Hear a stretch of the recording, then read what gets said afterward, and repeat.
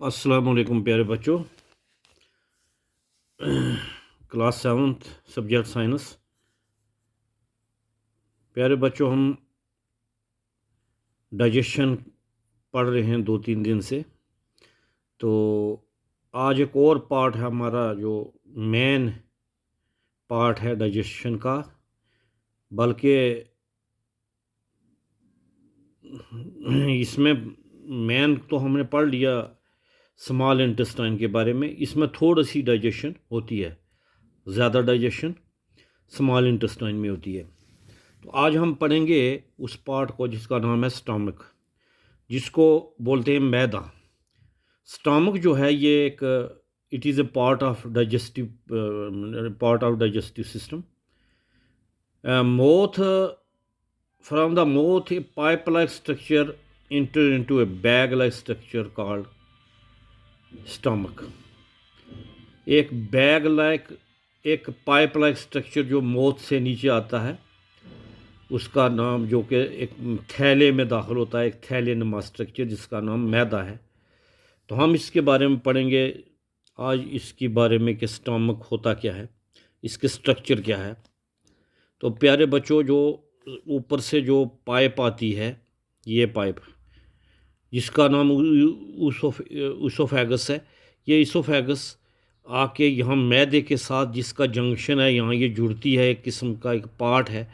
इस पार्ट का नाम है स्फिंक्टर, SPHINCTOR, स्फिंक्टर।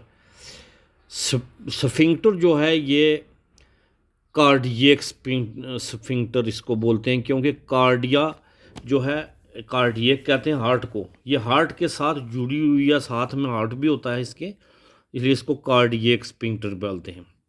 तो उसके बाद जो बच्चों मैदे के ऊपर का जो उभरा हुआ हिस्सा है, इसके साथ में एक पार्ट है, इस पार्ट को बोलते हैं फंडस, इसका नाम है फंडस। तो उसके बाद नीचे तक जो है ये बॉडी होती है इसकी।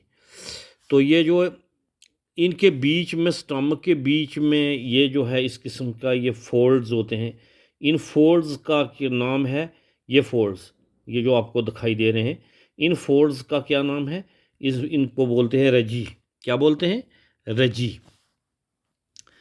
तो उसके नीचे जो है एक और, जैसे स्पिंक्टर होता है नीचे, स्टमक के नीचे जहाँ रेजी जो है ख़त्म होती है, उसके साथ में एक पार्ट होता है जिसको बोलते हैं पाइलोरिक स्फिंक्टर, पाइलोरिक स्फिंक्टर।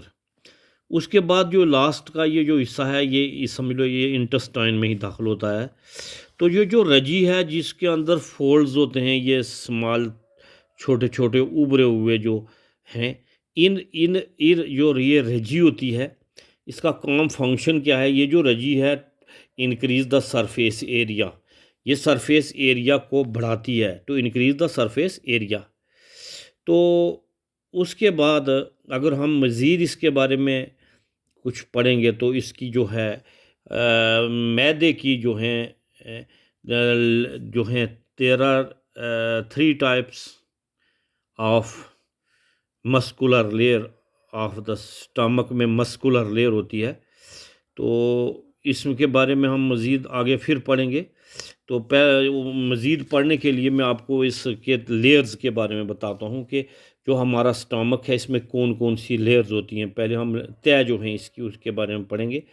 तो बच्चों, जो सबसे पहला जो अंदर का जो हिस्सा है मैदे का, जहाँ इसकी दीवार के साथ HCl होता है, हाइड्रोक्लोरिक एसिड, इसका नाम है, ये मस्कुलर लेयर होती है। हार्ट जो है मसल होते हैं, मस्कुलर लेयर होती है इसकी, इसका नाम है म्यूकोज़ा। ये अंदर की जो है ये म्यूकोज़ा, MUCOSA, म्यूकोज़ा लेयर अंदर की तरफ होती है। उसके बाद इस म्यूकोज़ा की जो अंदर की लेयर है, इसके साथ जो है नर्व्स होती हैं, जो नर्व्स भी इसमें प्रेजेंट होती हैं, यानी नाड़ियाँ छोटी छोटी जो ब्रेन के साथ जुड़ी हुई होती हैं। तो ब्रेन से जो भी जो है सिग्नल आता है, यहाँ ही आता है।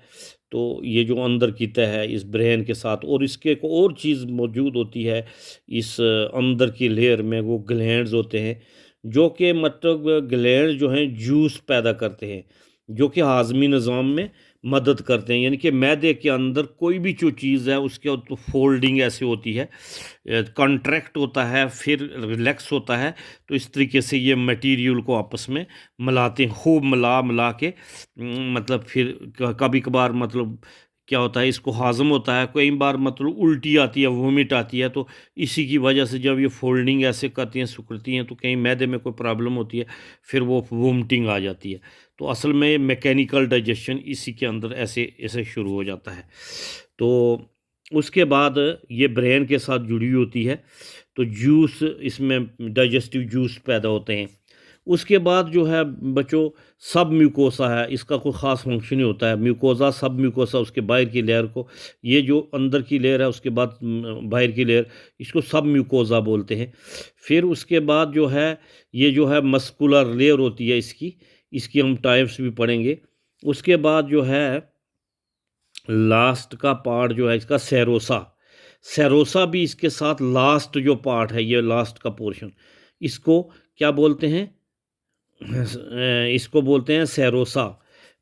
अंदर की तरफ म्यूकोजा, सब म्यूकोजा, उसके बाद जो है मस्कुलर लेयर है, उसके बाद तो चौथा जो है इसका पार्ट है सेरोसा। सेरोसा जो है, सेरोसा बाहर का था, जो कि कनेक्ट करता है with the body wall, body wall के साथ जो जुड़ा होता है।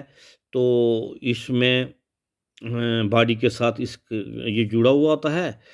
तो ये जो इसकी 3 types of muscular layers are there, जो हैं ये इनवॉलेंट्री मसल्स होते हैं। इनवॉलेंट्री मसल्स जो हमारी मर्ज़ी के साथ काम ना करें, वो मसल्स जो जिनमें हमारी मर्ज़ी का दखल ना हो। मिसाल के तौर पर ब्रेन का सिग्नल आता है, तो उसी के साथ जो है ये जो है काम करते हैं। तो वॉलेंट्री जो है वो मसल्स होते हैं जो हमारी मर्ज़ी के मुताबिक तहत काम करें, जो हमारी मर्ज़ी में जिसमें शामिल ना हो, उनको इनवॉलेंट्री मसल कहते हैं। तो इसके अंदर जो है इनवॉलेंट्री मसल्स होते हैं। एक है लॉन्गिट्यूडनल मसल्स, दूसरा होता है सर्कुलर मसल्स, गोल गोल गोल गोल गोल टाइप का इस किस्म का जो है गोल मसल्स होता है, इसको सर्कुलर मसल कहते हैं। तो एक टेढ़ा होता है, ओब्लीक, ओब्लीक का मतलब होता है ऐसे ऐसे टेढ़ा टेढ़ा मसल, इसको तिरछा जिसको बोलते हैं। तो ये ओब्लीक मसल्स है। तो ये जो कुछ टाइप्स थी मसल्स की, तो आज हमने इनके बारे में पढ़ा है। तो इसके बीच में जो ये हिस्से हैं, थोड़े हमने रजी के बारे में पढ़ा है। रजी जो है इंक्रीज़ करती है सरफेस एरिया। तो ये जो इंटरनल स्ट्रक्चर है बच्चों, आज हमने मैदे के बारे में इंटरनल स्ट्रक्चर कुछ हैं इनके पार्ट्स के बारे में पढ़ा है। तो मैं उम्मीद करता हूँ इसी के साथ कि आपको जो जो मैदे के बारे में कुछ न कुछ इसकी टाइप्स, इसके बारे में ज़रूर आपको आज समझ आई होगी। तो इंशाअल्लाह रहमान फिर आगे जो पार्ट है उसके बारे में हम डिटेल से पढ़ेंगे। खुदा हाफिज़।